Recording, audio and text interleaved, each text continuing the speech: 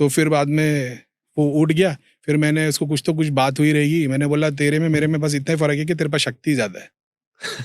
ऐसी कुछ बात हुई थी और मैं पहला था बंदा धाम का, उसने कुछ तो कुछ बात हुई थी, उसने आशीर्वाद दिया था, मेरे को रावण की सिद्धि मिली थी। 3 साल तक मैंने इतना ढूँढा, सर्च मारा, मेरे को कभी नहीं मिला।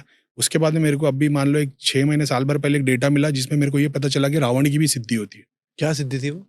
वो तो ये ज्ञान सिद्धि जो 10 सर एक साथ बोलते हैं जब एक सवाल पूछता है तो। यही तो प्रॉब्लम है। तो फिर वो हाँ। इस तरीके से बता दे।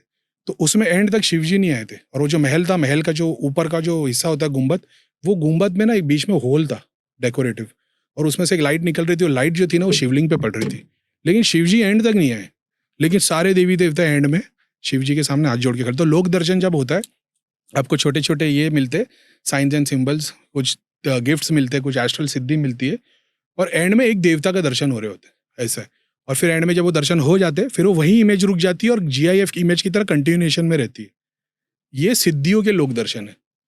जब तुम रियल में करोगे लोक दर्शन, वो इन्फिनिट चलता है, वो लिमिटेड 3 घंटे की पिक्चर की तरह नहीं रहता। सुपर कॉन्शियसनेस में तो स्टार्ट एंड कभी पता ही नहीं लगता। सब कुछ एक साथ हो रहा है।